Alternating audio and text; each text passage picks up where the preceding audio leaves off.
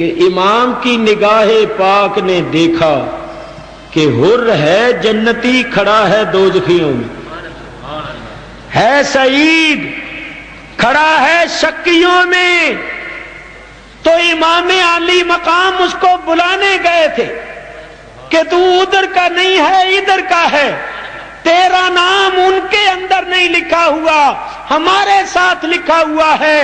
چونکہ اس کے نکلنے کا سبب امام علی مقام کا بلانا پڑنا تھا، جب سبب کا وجود ہوا تو مسبب بھی معرض وجود میں آ گیا اور سعید سعداء میں آ گیا اور اشقیاء کو چھوڑ دیا۔ نعرہ تکبیر، اللہ نعرہ رسالت۔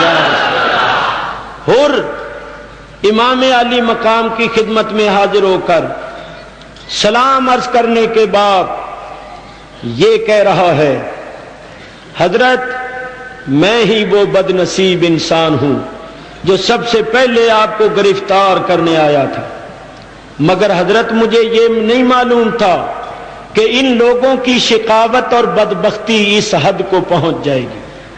میں تو یہ سمجھتا تھا کہ آخر چند شرطوں پر صلح ہو جائے گی، جس طرح آپ کے بھائی امام حسن مجتبی اور امیر معاویہ کے درمیان چند شرطوں پر صلح ہو گئی تھی، اس طرح صلح ہو جائے گی۔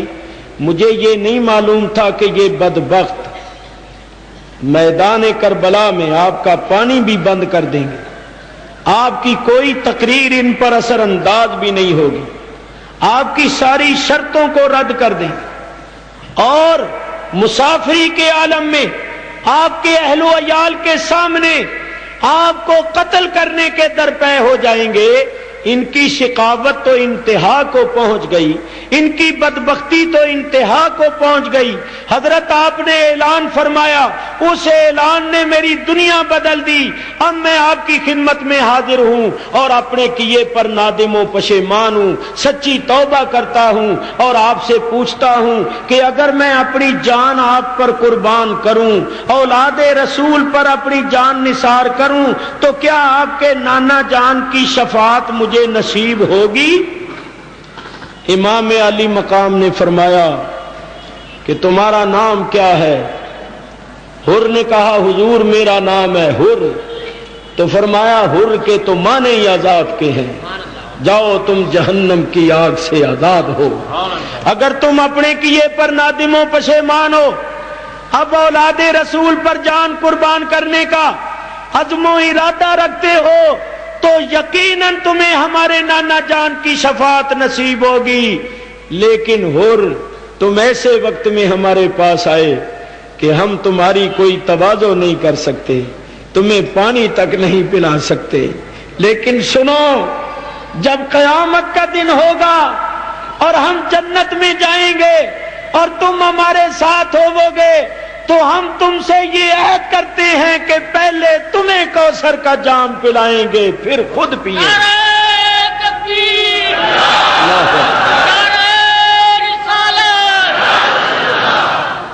حر بن یزید ریاحی یزیدیوں کے سامنے گئے، کھڑے ہو کر فرمایا، او بدبختو، حیا کرو، ہوش کرو، کس کے سامنے نیزے بلند کر کے کھڑے ہوئے ہو؟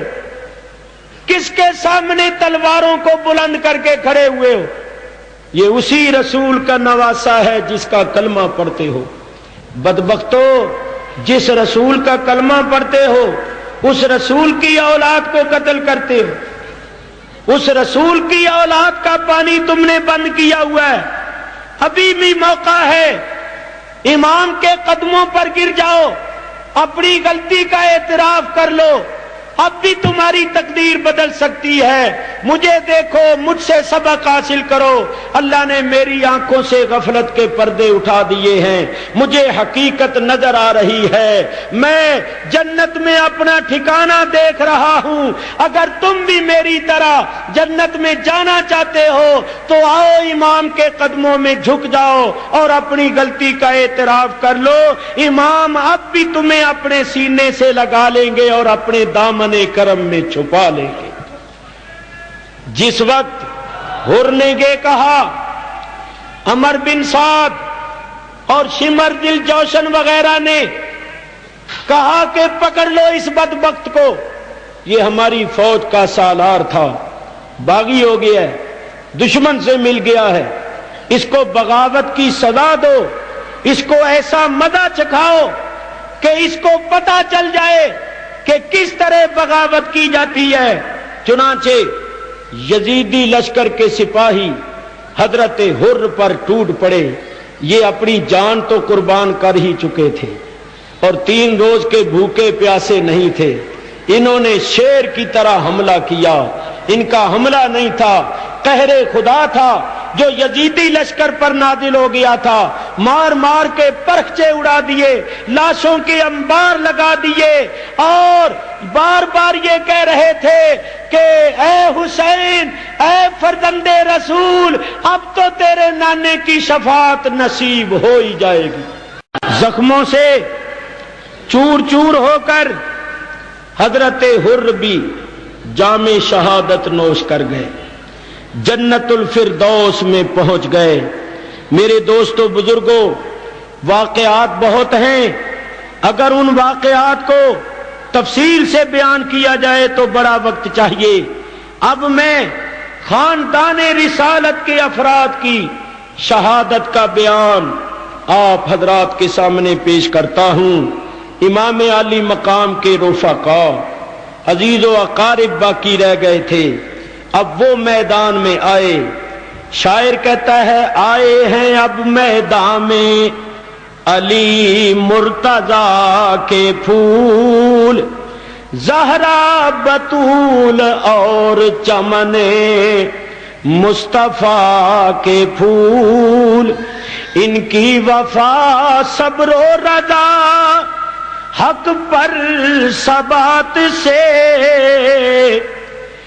ان کی وفا صبر و رضا حق پر ثبات سے، ہر دم ہے تازہ گلشن دی میں وفا کے پھول، ہر دم ہے تازہ گلشن دی میں وفا کے پھول، حوریں جنا سے آئیں ملک آئے عرش سے، لے کر خدا کی طرف سے صلی علی کے پھول، اولئک علیہم صلوات من ربہم ورحمہ، لے کر خدا کی طرف سے صلی علی کے پھول، ہوشیار اہل بیت کی لاشوں سے ہے زمین،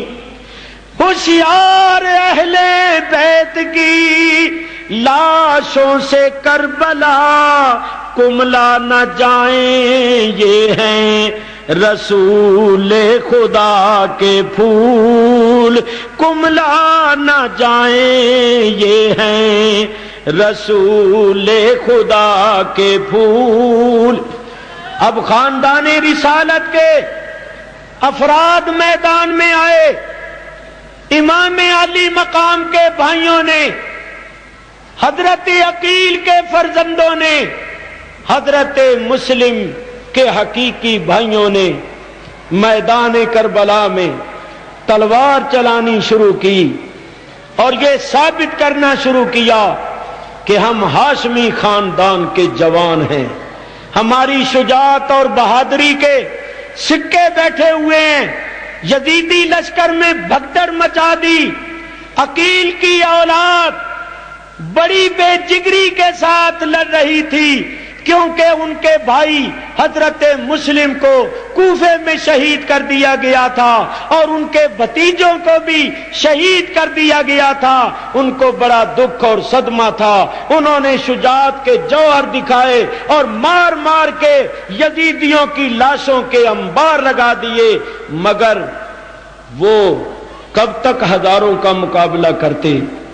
جام شہادت نوش کر گئے، جنت الفردوس میں پہنچ گئے۔ چچا داد بھائیوں کی شہادت کے بعد امام علی مقام کے اپنے بھائی آگے بڑھے انہوں نے میدان کربلا میں یہ ثابت کر دیا کہ ہماری رگوں میں حیدر کرار کا خون ہے،